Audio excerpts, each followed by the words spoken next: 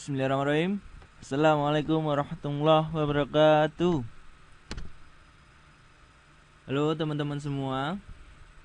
Kembali lagi kami dari kelompok 4 analisis dan perancangan algoritma. Di sini kami mendapatkan topik yaitu Breakfast Search atau BFS. Sebelum itu perkenalan dulu. Anggotanya yaitu Anjar Setiawan, Madarul Adi Laksono, dan Saiful Afri. Sebelum masuk ke BFS, kami akan menjelaskan terlebih dahulu teknik pencarian. Apa sih teknik pencarian itu? Pada dasarnya dalam analisis dan perancangan algoritma terdapat dua teknik teman-teman, yaitu pencarian dan pelacakan yang biasa digunakan. Yang pertama, pencarian buta, bright shot. Yang kedua adalah pencarian terbimbing atau heuristic search.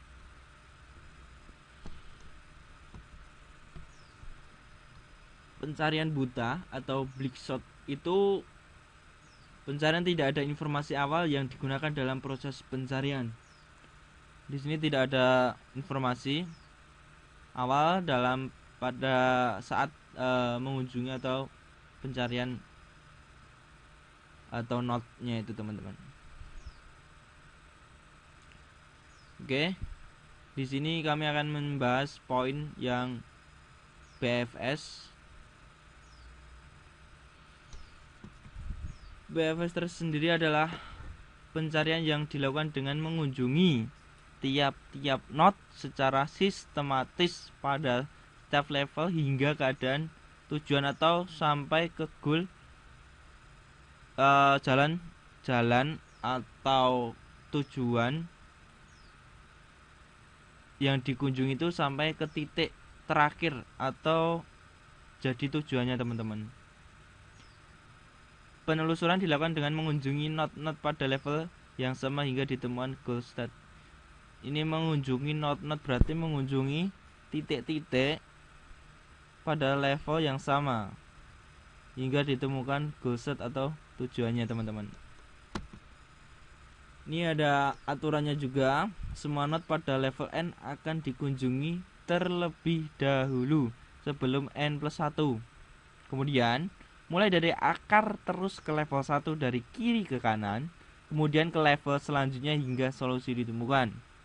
Ini yang perlu kita garis bawahi teman-teman semua, yaitu mulai dari akar terus ke level 1 dari kiri ke kanan. Dari kiri ke kanan ya teman-teman, jangan sampai kebalik karena akan mempengaruhi jalur atau jalan atau titik atau node yang kita kunjungi. Kemudian level selanjutnya hingga solusi ditemukan. Ini poin pertama sama kedua ini dilakukan sampai ke level atau sampai ditemukan solusi atau jalan keluar gitu teman-teman. Ini ada contohnya dari S ke tujuannya itu G. Ini menggunakan gambar aja ya teman-teman biar lebih mudah dipahami. Nah ini teman-teman, ini dari S kemudian menuju A kiri ke kanan, A berarti menuju ke B, ya benar. Kemudian turun ke bawah ke titik C. Kita urutkan lagi dari C ke D, D ke E ke F teman-teman. Kemudian turun lagi H sampai dengan G gitu. Itu contoh sederhananya teman-teman. Tuh mungkin teman-teman sudah paham ya teman-teman. Karena semester kemarin juga menganalisis dan mempelajari sistem pencarian menggunakan metode BFS. Ini ada keuntungannya juga, tidak akan menemui jalan buntu, poin pertama.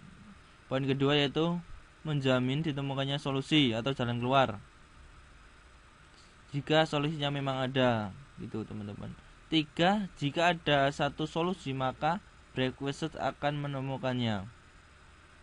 Poin keempat, jika ada lebih dari satu solusi, maka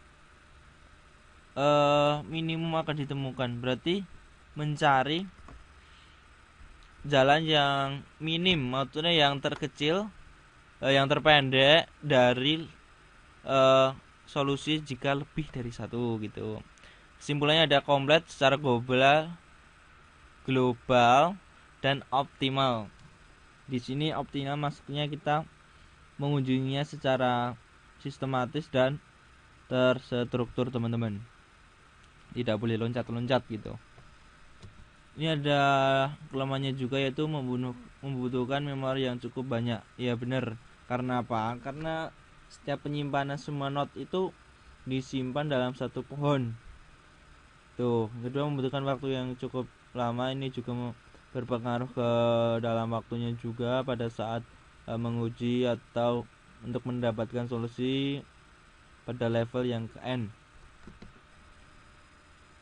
Mungkin sampai ini ada pertanyaan. Jika ada pertanyaan, isikan kolom komentar atau juga tanyakan langsung di grup juga boleh. Ini langsung aja ke studi kasusnya. Ada soal, yaitu bagaimana Doni menempuh perjalanan dari kos ke kampus dengan menggunakan sistem pencarian BFS yang kita pelajari tadi ya teman-teman. Ini ibaratnya si Doni, kemudian dia di kos menuju jalan, terus dia ke kampus. Oke, Doni silakan menuju ke kampus. Ya. Oke. Dan bagaimana caranya?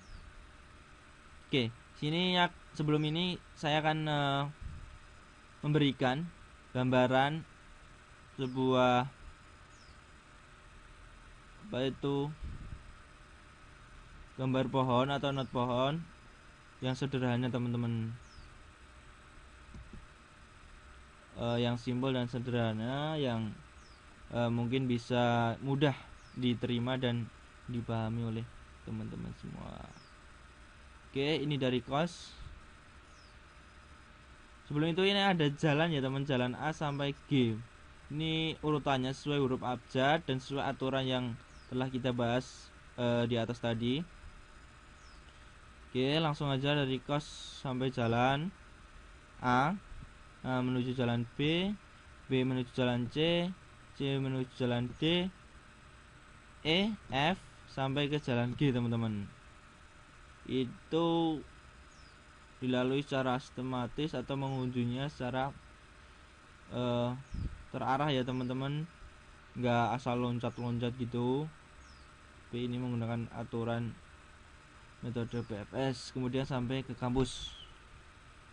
Mungkin teman-teman bisa menjawab ada berapa langkah dari titik kos dari sampai tujuan kampus. Saya isikan di kolom komentar. Oke, sudah teman-teman. Oke, ini outputnya dari kos ke A ke B,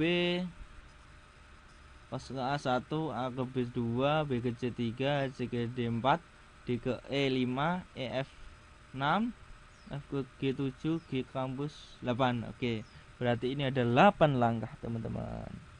Tuh, semoga bisa diterima dan dipahami dan bermanfaat buat teman-teman semua.